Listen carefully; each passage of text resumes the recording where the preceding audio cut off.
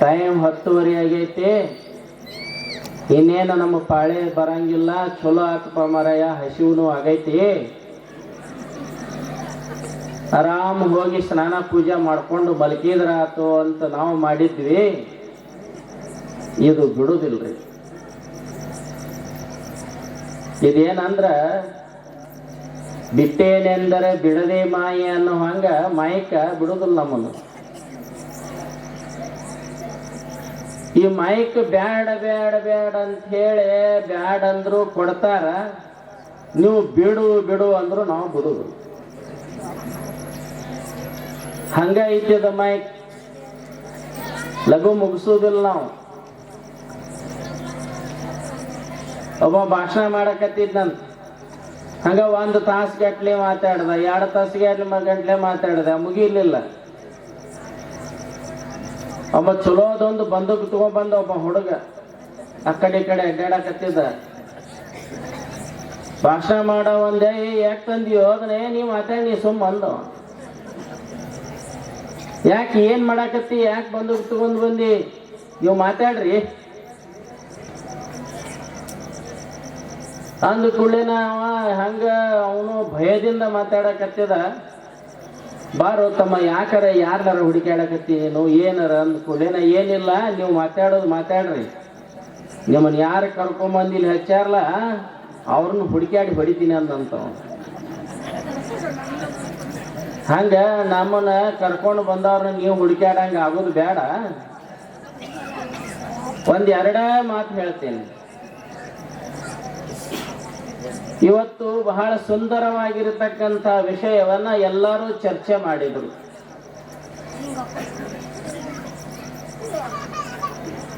ಬೆಟ್ಟದ ಮೇಲೊಂದು ಮನೆಯ ಮಾಡಿ ಮೃಗಗಳಿಗಂಜಿದೊಡೆಂತಯ್ಯ, ಸಮುದ್ರದ ತಡಿಯಲ್ಲಿ ಮನೆಯ ಮಾಡಿ ನೆರೆತೆರೆಗಳಿಗಂಜಿದಡೆಂತಯ್ಯ, ಸಂತೆಯೊಳಗೊಂದು ಮನೆಯ ಮಾಡಿ ಶಬ್ದಕ್ಕೆ ನಾಚಿದೊಡೆಂತಯ್ಯ ಅನ್ನುವಂಥ ಮಾತನ್ನು ಬಹಳ ಸುಂದರವಾಗಿ ಹೇಳಿದೆ. ಈ ಲೋಕದಲ್ಲಿ ಹುಟ್ಟಿದ ಬಳಿಕ ಕೋಪವ ತಾಳದೆ ಸಮಾಧಾನಿಯಾಗಿರಬೇಕಯ್ಯ ಅನ್ನುವಂಥ ಮಾತನ್ನು ಬಹಳ ಸುಂದರವಾಗಿ ವೈರಾಗ್ಯ ನಿಧಿಯಾಗಿರತಕ್ಕಂಥ ಅಕ್ಕ ಮಹಾದೇವಿ ಬರೆದಿರುವಂಥ ಮಾತುಗಳಿವೆ. ಜಗತ್ತಿನಲ್ಲಿ ಯಾವ ರೀತಿಯಾಗಿ ಮನುಷ್ಯ ಬದುಕಬೇಕು, ಮನುಷ್ಯ ತನ್ನದೇ ಆಗಿರತಕ್ಕಂಥ ಕರ್ತವ್ಯವನ್ನ, ತಾನು ಮಾಡುವಂತಹ ಕಾಯಕವನ್ನ ಎಂದೂ ಕೂಡ ಬಿಡಬಾರದು. ಜಗತ್ತಿನಲ್ಲಿ ಎಲ್ಲರೂ ಕೂಡ ನಿನ್ನನ್ನ ಪ್ರೀತಿಸುವುದಿಲ್ಲ. ಜಗತ್ತಿನಲ್ಲಿ ಎಲ್ಲರೂ ಕೂಡ ನಿನ್ನನ್ನು ಗೌರವಿಸುವುದಿಲ್ಲ. ಯಾರು ನಿನ್ನನ್ನು ಗೌರವಿಸ್ತಾರೆ ಅಂತ ಹೇಳಿ ನೀನು ಬಹಳ ದೊಡ್ಡವನಾಗೋದಿಲ್ಲ. ಯಾರು ನಿನ್ನನ್ನು ನಿಂದಿಸ್ತಾರೆ ಅಂತ ನೀನು ಸಣ್ಣವನಾಗೋದಿಲ್ಲ. ಜಗತ್ತಿನಲ್ಲಿ ನಮ್ಮನ್ನ ಹೊಗಳೋರು ಬಹಳ ಮಂದಿ ಇರ್ತಾರ. ಯಾಕಂತ ಕೇಳಿದ್ರೆ ಅವರು ತಮ್ಮದೇ ಆಗಿರ್ತಕ್ಕಂಥ ಬಯಕೆಯನ್ನ ತೀರಿಸಿಕೊಳ್ಬೇಕಾಗ್ತಾ ಇದೆ.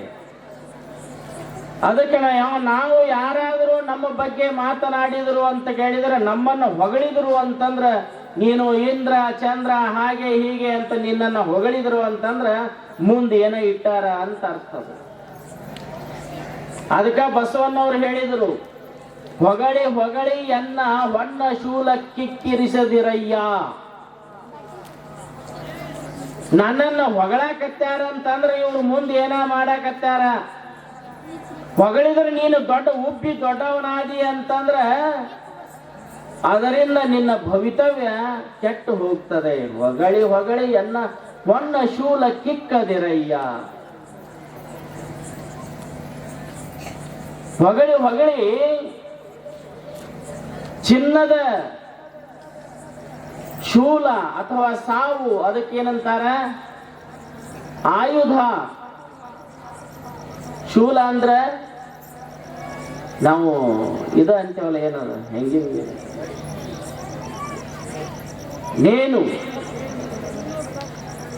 ನೇನನ್ನ ನೇಣು ಹಾಕೊಂಡು ಹೆಂಗ ನಾವು ಸಾಯ್ತೀವಲ್ಲ ಹಂಗ ನೇಣು ಹಾಕಿ ಕೊಲ್ಲಾಕತ್ಯಾರ ಅಂತ ಅರ್ಥ ಅಂತಾರ ಅವ್ರು ಬಸವಣ್ಣವ್ರು. ನಿನ್ನ ಹೊಗಳಾಕತ್ಯಾರ ಅಂದ್ರ ನಿನ್ನ ಊರ್ಲ ಹಾಕಿ ಕೊಲ್ಲಾಕತ್ಯಾರ ಅಂತ ಅರ್ಥ. ಹೆಂದು ಬಂಗಾರದ ಹಗ್ಗದಿಂದ ಮಾಡಿರುವಂತ ನೇಣಿನಿಂದ ನಿನ್ನನ್ನ ಸಾಯಿ ಹೊಡ್ಯಾಕತ್ತಾರ ಅಂತ ತಿಳ್ಕೊ ಅಂತ ಹೇಳಿದ್ರು ಅವ್ರು ಬಸವಣ್ಣವ್ರು. ನಿನ್ನ ಹೊಗಳಿದ್ರು ನಾವೇನ್ ಹಾಕಿವಿ, ನಮ್ಗೊಂದಿಟ್ಟು ಏನಾರ ನಮ್ಮ ನಿನ್ ಬಾರಿ ಓ ಮಾರಾಯ, ನೀನ ಓ ಮಾರಾಯ, ನಿನ್ನಿಂದ ಓ ಮಾರಾಯ ಅಂತಂದ್ರ ನಾವು ಓಹೋ ಅಂತೀವಿ. ಅದಕ್ಕ ನೀನು ಹೊಗಳಿಕೆಗೆ ತೆಗಳಿಕೆಗೆ ನೀನು ಏನೋ ಕೂಡ ನಿನ್ನ ರಿಯಾಕ್ಷನ್ ಯಾವುದನ್ನ ನೀನು ಮಾಡಬೇಕಾಗಿಲ್ಲ. ಸಮಾಧಾನಿಯಾಗಿರಬೇಕು, ಶಾಂತನಾಗಿರಬೇಕು. ನೀನು ಯಾರ ಬೈತಾರಂತ ಕೋಪವನ್ನ ನೀನು ತಾಳಿದೆ ಅಂತಂದ್ರೆ ಕೋಪದಿಂದ ನಿನ್ನ ಎಲ್ಲ ಜೀವನದ ಆಶೆಗಳೆಲ್ಲವೂ ನಾಶವಾಗಿ ಹೋಗ್ತಾವ. ಕೋಪವು ಅದಕ್ಕೆ ಹೇಳ್ತಾರಲ್ಲ, ಸಿಟ್ಟು ತನ್ನ ವೈರಿ, ಶಾಂತಿ ಪರರ ವೈರಿ ಅಂತ. ವೈರಿಗಳು ಹೆಂಗ ನಿನಗೆ ಕೆಟ್ಟದನ್ನ ಬಯಸ್ತಾರಲ್ಲ, ಅದಕ್ಕೆ ಶಾಸ್ತ್ರಿಗಳು ಹೇಳಿದ್ರಲ್ಲ, ನಮ್ಮಲ್ಲಿ ವೈರಿಗಳದಾರ. ಅರಿಷಡ್ ವೈರಿಗಳು ಕಾಮ, ಕ್ರೋಧ, ಲೋಭ, ಮೋಹ, ಮದ, ಮತ್ಸರವೆಂಬತಕ್ಕಂಥ ವೈರಿಗಳು ನಿನ್ನನ್ನ ನಾ ಯಾವಾಗ ಇವನು ಬಲಿ ತಗೋಬೇಕಂತ ಹೇಳಿ ಇವು ಕಾಯಕತ್ತಾವ. ಯಾವುದು ಕಾಮ, ಕ್ರೋಧ, ಲೋಭ, ಮೋಹ, ಮದ, ಮತ್ಸರ ಇವೆಲ್ಲವುಗಳು ನಿನ್ನನ್ನ ನಾಶ ಮಾಡುವುದಕ್ಕಾಗಿ ಕಾಯಕತ್ತಾವ. ಅದಕ್ಕಾಗಿ ಆ ಕೋಪವನ್ನು ಬಿಡಬೇಕು, ಶಾಂತನಾಗಿರಬೇಕು, ಸುಶಾಂತನಾಗಿರಬೇಕು, ಸುಗುಣಿಯಾಗಿರಬೇಕು, ಸದ್ಗುಣಿಯಾಗಿರಬೇಕು ಅನ್ನುವಂಥ ಮಾತನ್ನ ಅಕ್ಕ ಮಹಾದೇವಿ ಹೇಳಿದ ಭಾವಾರ್ಥ ಇದು. ಅದರ ನೀನು ಕೋಪವನ್ನ ತಾಳದೆ ಶಾಂತನಾಗಿರು, ಸ್ಥಿತಪ್ರಜ್ಞನಾಗಿರು. ಸ್ಥಿತಪ್ರಜ್ಞತ್ವ ವ್ಯಕ್ತಿತ್ವ ಯಾರು ಇರ್ತೈತಿ, ಜಗತ್ತಿನೊಳಗ ಕಷ್ಟ ಬಂದ್ರು ಹಂಗ, ಸುಖ ಬಂದ್ರು ಹಂಗ, ಎರಡೂ ಪ್ರಸಂಗದೊಳಗೆ ಒಂದೇ ತರ ಇರೋದು. ಸುಖ ಬಂದಾಗ ನಿನಗೆ ಸೊಕ್ಕ ಬರಬಾರದು, ಅತಿ ಕಷ್ಟ ಬಂದಾಗ ನೀನು ನ್ಯೂನನಾಗಬಾರದು, ಕುಗ್ಗಬಾರದು. ಸುಖ ದುಃಖಗಳನ್ನ ಸಮನಾಗಿ ಸ್ವೀಕಾರ ಮಾಡತಕ್ಕಂಥವನು ಸ್ಥಿತಪ್ರಜ್ಞ ಅನ್ನುವಂಥ ಮಾತನ್ನು ಹೇಳ್ತ. ಭಗವಂತ ಅದನ್ನ ಮಾಡ್ತಿರ್ತಾನಂತವ. ನಿನಗೆ ಒಮ್ಮೆ ಕಷ್ಟವನ್ನು ಕೊಡ್ತಾನ, ಒಮ್ಮೆ ಸುಖವನ್ನ ಕೊಡ್ತಾನ. ಅದಕ್ಕೆ ಹೇಳ್ತಾರ ಒಂದು ವಚನದೊಳಗ ಶರಣರು, ತನುವನಲ್ಲಾಡಿಸಿ ನೋಡುವನು, ಮನವನಲ್ಲಾಡಿಸಿ ನೋಡುವನು, ಧನವನಲ್ಲಾಡಿಸಿ ನೋಡುವನು. ಚೆಕ್ ಮಾಡ್ತಾನಂತ ದೇವ್ರ. ಇವು ಕಷ್ಟದೊಳಗೆ ಹೆಂಗಿರ್ತಾನ, ಕಷ್ಟದೊಳಗೆ ಹೆಂಗಿರ್ತಾನ, ಸುಖದೊಳಗೆ ಹೆಂಗಿರ್ತಾನ, ಒಮ್ಮೆ ಕೊಟ್ಟು ನೋಡ್ತಾನ, ಒಮ್ಮೆ ಕಸ್ಕೊಂಡು ನೋಡ್ತಾನ. ಯಾವುದಕ್ಕೂ ಕೂಡ ನೀನು ಬಗ್ಗಲಿಲ್ಲ ಅಂತಂದ್ರೆ, ನಿನ್ನೆ ಶಾಸ್ತ್ರಿಗಳ ವಚನ ಹೇಳಿದ ಯಾರೋ ಒಬ್ರು ಹೇಳಿದ್ರಿ, ಜಂಬೂ ದ್ವೀಪ ನವಕಂಡ ಪೃಥ್ವಿಯೊಳಗೆ ಕೇಳಿರಯ್ಯ ಎರಡಾಳಿನ ಭಾಷೆಯ, ಕೊಲುವೆನೆಂಬ ಭಾಷೆ ದೇವನದಾದರೆ ಗೆಲುವೆನೆಂಬ ಭಾಷೆ ಭಕ್ತನದು. ಭಕ್ತಿ ಎಂಬ ಕೋರಲವ ಹಿಡಿದು ಸದ್ಭಕ್ತರು ಗೆದ್ದರು ಕಾಣ ಅನ್ನುವಂತ ಮಾತನ್ನ ಶರಣರು ಹೇಳ್ತಾರೆ. ಭಕ್ತಿ ಅನ್ನುವಂತಹ ಶಕ್ತಿಯನ್ನು ಹಿಡ್ಕೊಂಡು ಭಗವಂತ ಎಷ್ಟು ಕಾಡಿದ್ರು, ನಿಮ್ನಾಗ ಎಷ್ಟು ಕಾಡಿದ್ರು, ಎಷ್ಟು ಮಾಡಿದ್ರು ಭಕ್ತರು ಭಕ್ತಿಯನ್ನ ಹಿಡ್ಕೊಂಡು ಗೆದ್ರಂತ. ಅದಕ್ಕೆ ಅಂಥ ಭಕ್ತಿಯನ್ನ ಮಾಡಬೇಕು ಅನ್ನುವಂಥ, ಪರಿಶುದ್ಧವಾದ ಮನಸ್ಸನ್ನು ಹೊಂದಿರಬೇಕು ಅನ್ನುವಂಥ ಭಾವವನ್ನ ಹೇಳುವಂತ ವಚನ ಯಾವುದು, ಇಲ್ಲೇ ಬೆಟ್ಟದ ಮೇಲನ್ನು ಮನೆಯ ಮಾಡಿ ಅಕ್ಕ ಮಾದೇವಿ ಹೇಳಿರ್ತಕ್ಕಂಥದ್ದು.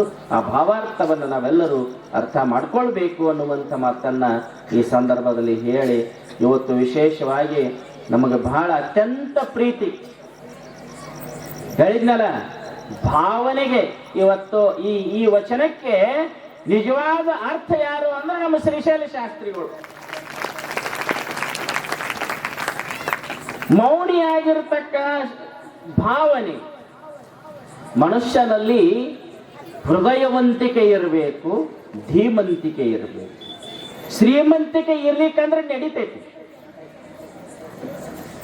ಶ್ರೀಮಂತಿಕೆ ಇರ್ಲಿಕ್ಕಂದ್ರೆ ನಡಿತೈತಿ.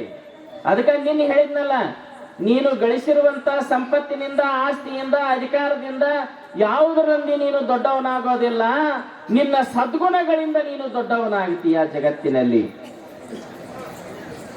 ಅದಕ್ಕೆ ನಮ್ಮ ಶಾಸ್ತ್ರೀಜಿ ಅವರು ಶ್ರೀಮಂತರಲ್ಲ, ಹೇಳಿದ್ರು ಅವರು ಜೋಳಿಗೆ ಹಿಡ್ಕೊಂಡು ನಾವು ಸೈಪಾಕ ಮಾಡಿ ಬೆಳೆದವ್ರಿ ನಾವು ಅಂತ ಹೇಳಿ.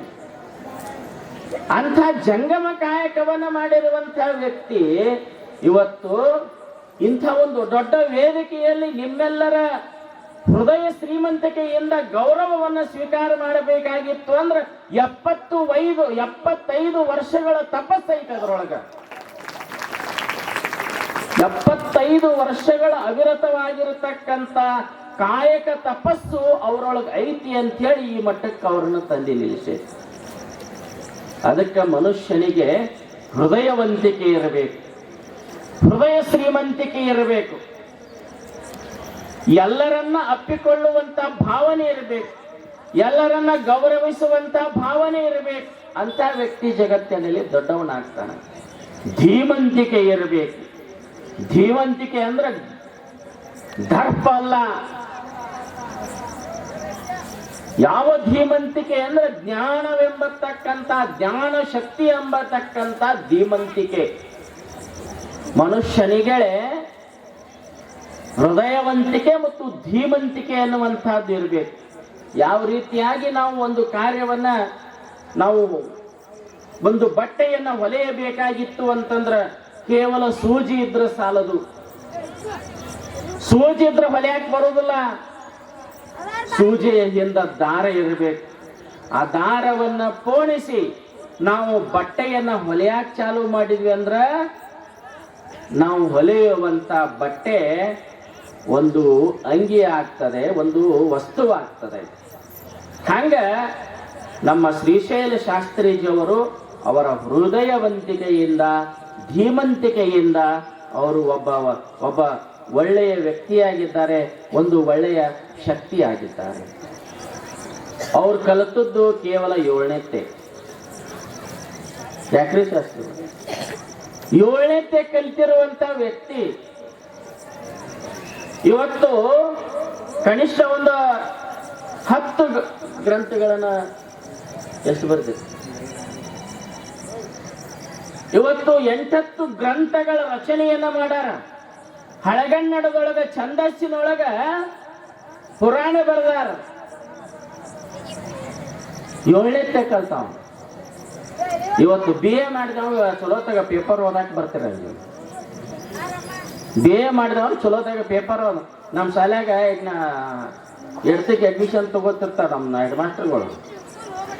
ಅವರು ಕನ್ನಡ ಇಂಗ್ಲೀಷ್ ಓದಿದ್ರೆ ನಮ್ಮ ಶಾಲೆಯೊಳಗೆ ತಗೋತೇವೆ ಅಂತಾರ. ಕನ್ನಡ ಓದಕ್ಕೆ ಬರೋದಲ್ಲ. 7ನೇತೆ ಮುಗಿಸಿ 8ನೇತೆಗೆ ಬಂದು ಹುಡುಗರು ನಮ್ಮ ಹೈಸ್ಕೂಲ್ನಾಗ ನಮ್ಮ ಮಾಸ್ತರ್ಗಳಿಗೆ ಅವ್ರು ಓದಿಸ್ತಿರ್ತಾರ. ಹುಡುಗರನ್ನ ಕನ್ನಡನೂ ಓದಾಕ್ ಬರೋದಿಲ್ಲ, ಇಂಗ್ಲೀಷ್ನೂ ಓದಾಕ್ ಬರೋದಿಲ್ಲ, ತಮ್ಮ ಹೆಸರನ್ನು ಬರೆಯಾಕೆ ಬರೋದಿಲ್ಲ, ಅಡ್ಮಿಷನ್ ತಗೋದಿಲ್ಲ ಅಂತ ಹೇಳ್ತಾರ. ಅವ್ರು ಅಜ್ಜಾರ ಕಡೆ ಹೋಗಿ ಅವ್ರ ಅಪ್ಪ ಬರ್ತಾನ, ಅಜ್ಜಾರ ನಿಮ್ಮ ಶಾಲೆಗೆ ನಮ್ಮ ಹುಡುಗಿಗೆ ಅಡ್ಮಿಷನ್. ಮಾಸ್ತರ ತಗೋರು, ಅವ್ನು ಯಾಕೆ ಅಜ್ಜಾರ ಅವ್ನ ಹೆಸರನ್ನ ಬರೆಯಾಕೆ ಬರೋವಲ್ದ್ರಿ, ಓದಾಕ ಬರೋವಲ್ದು, ಅವ್ನು ಹೆಂಗೆ ತಗೊಳ್ಳೋದಂತಾರ ಅವ್ರು. ಆದ್ರೆ ಇವತ್ತು ಕೇವಲ 7ನೇ ವರ್ಗ ಓದಿರ್ತಕ್ಕಂಥ ಒಬ್ಬ ವ್ಯಕ್ತಿ ಇವತ್ತು ತನ್ನ ಮಾತಿನಲ್ಲಿ, ತನ್ನ ಭಾಷೆಯಲ್ಲಿ ಹಿಡಿತನ್ನ ಸಾಧಿಸಬೇಕಾಗಿತ್ತು ಅಂತಂದ್ರ ಅವರು ಯಾವ ರೀತಿಯ ತಪಸ್ಸನ್ನ, ಯಾವ ರೀತಿಯ ಅಧ್ಯಯನವನ್ನು ಅವರು ಮಾಡಿರಬೇಕು. ಅಂಥ ಅಧ್ಯಯನ ಇವತ್ತು ವಾಸ್ತುಶಾಸ್ತ್ರದೊಳಗೆ ಓದ್ಯಾರ, ಆಯಾ ಹೇಳ್ತಾರ, ಜ್ಯೋತಿಷ್ಯ ಹೇಳ್ತಾರ, ಪ್ರವಚನ ಮಾಡ್ತಾರ. ಎಷ್ಟು ಶಾಸ್ತ್ರ ವಿಷಯ ಇವೆಲ್ಲವುಗಳನ್ನ ಇವತ್ತು ಅರ್ಥ ಮಾಡ್ಕೊಂಡಿರ್ತಕ್ಕಂಥ ಒಂದು ನಿಜವಾದ ಕಲಸಕ್ರಿ. ಕಲಸಕ್ರಿ ಯಾಕಡೆ ತಿಂದ್ರು ರುಚಿನ. ಕಲಸಕ್ರಿ ಯಾವ ಮೈಲಿಂದ ತಿಂದ್ರು ರುಚಿನ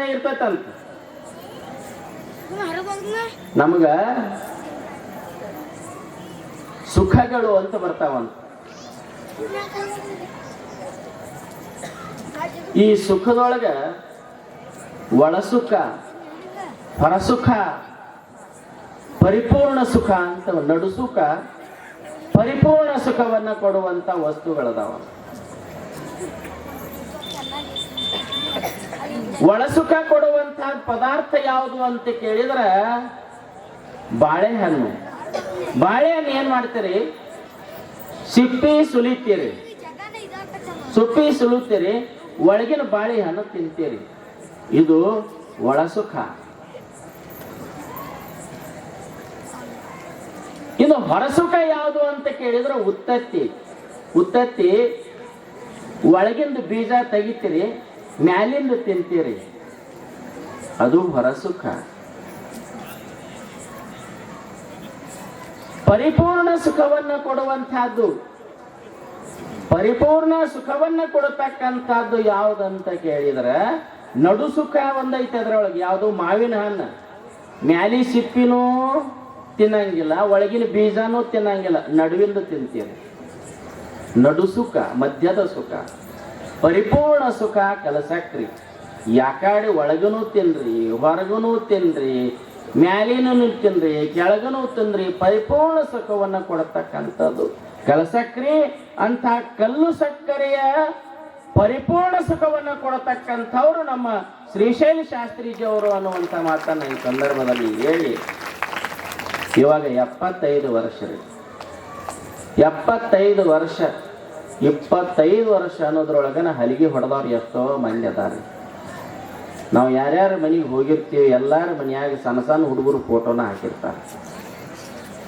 ಸಣ್ಣ ಸಣ್ಣ ಹುಡುಗರು ಫೋಟೋನ ಯಾಕಂತ ಕೇಳಿದ್ರೆ ಇವತ್ತು ನಾವೆಲ್ಲ ದಾರಿಯನ್ನ ಬಿಡಾಕತ್ತೀವಿ, ದಾರಿ ತಪ್ಪಕತ್ತೀವಿ.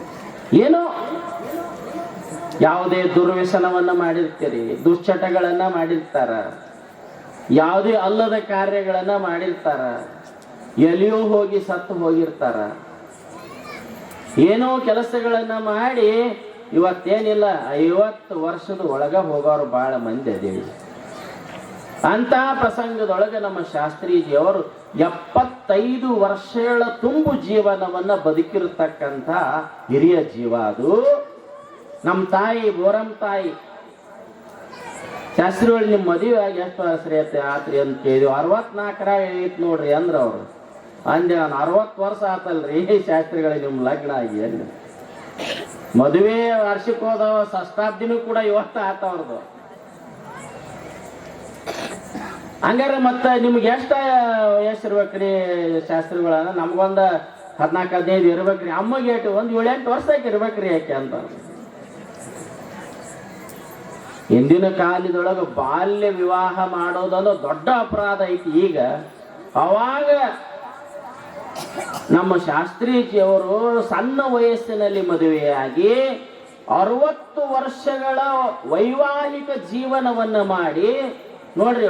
ಇವತ್ತಿನ ದಿವಸ ಲಗ್ನ ಆಗಿ 4-5 ವರ್ಷಕ್ಕ ಆ ಊರಾಗ ಈಗ ಈ ಊರಾಗ ಇರ್ತಾರ.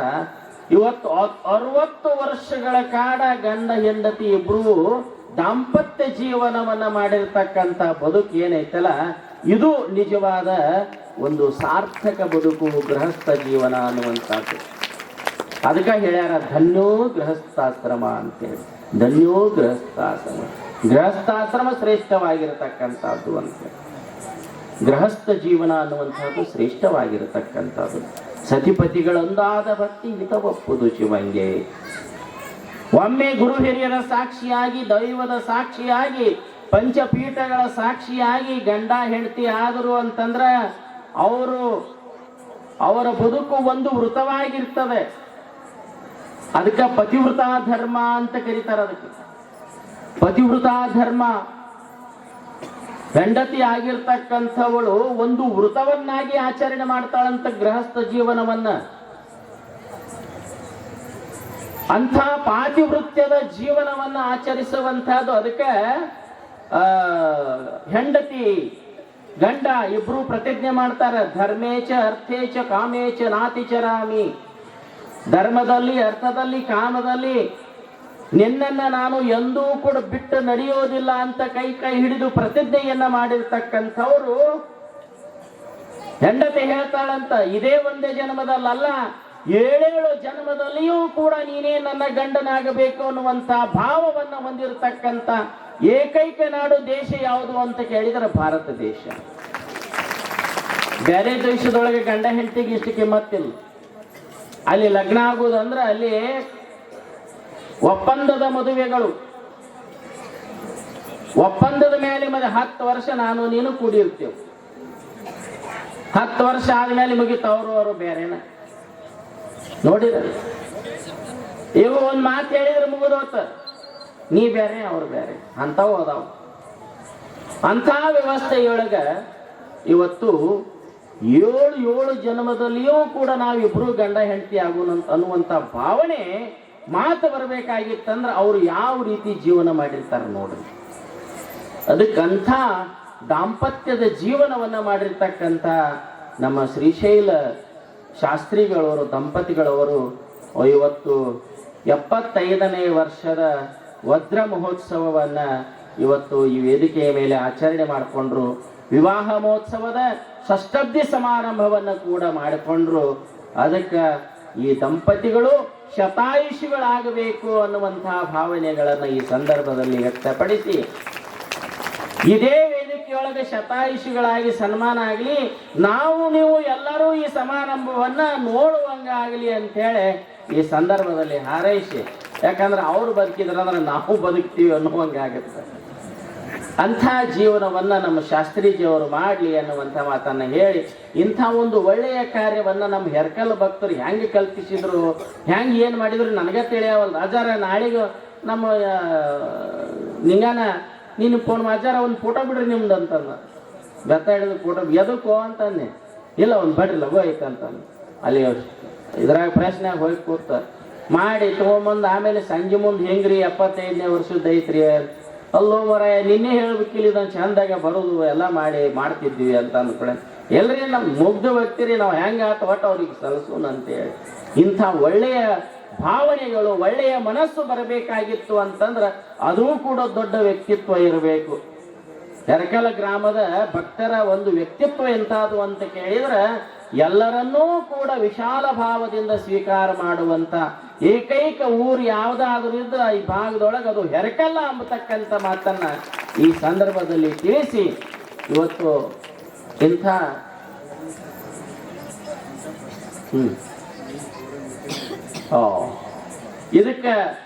ಇದಕ್ಕೆ ಸಾಕ್ಷಿಯಾಗಿ ನಮ್ಮ ಶಿವಲಿಂಗ ಶರಣರು ಮಸೂತಿ ಶಾಸ್ತ್ರಿಗಳು ಬಹಳ ಕಡೆ ಪ್ರವಚನ, ಬಹಳ ಕಡೆ ಎಲ್ಲಿ ಹೋದಲ್ಲಿ ಅವ್ರದ್ದು ಹೆಸರು. ಅಂಥವ್ರು ಪ್ಲಾನ್ ಮಾಡಿದ್ರೆ ನಮ್ಮ ಶಾಸ್ತ್ರಿ, ನಮ್ಮ ಪಂಚಾಪಾಜ್ ಅದು ಏನಾರ ಆಗ್ಬೇಕಾಗಿದ್ರೆ ಒಳಗೆ ಮನಸ್ಸು ಮಾಡಿಬಿಡ್ತಾನ ನಾವು, ಯಾರಿಗೂ ಹೇಳೋದು ನಾವು. ಪಂಚಾಪಾಜ್ ಮನಸ್ಸಿನಾಗ ಮಾಡಿಬಿಡವ್, ಯಾರ ಮುಂದೆ ಹೇಳೋದಿಲ್ಲ. ಅಂತಹ ಭಾವನೆ ಇರತಕ್ಕಂಥ ವಿಶಾಲ ವ್ಯಕ್ತಿತ್ವವನ್ನು ಇರತಕ್ಕಂಥ ನಮ್ಮ ಶಿವಲಿಂಗ ಶರಣರು, ನಮ್ಮ ಪಂಚಾಪಾಜ ಇಬ್ಬರು ಕೂಡಿ ಇದನ್ನು ಹೆಣದಿದ್ರು. ಸಂಜೆಗೆ ಬರುವುದೊಳಗನ ಆಯ್ತಪ್ಪ ನಾಳೆಗೆ ಮಾಡೋಣ ಅಂತ ಹೇಳಿ ಕಾರ್ಯಕ್ರಮ ಮಾಡಿದ್ರು.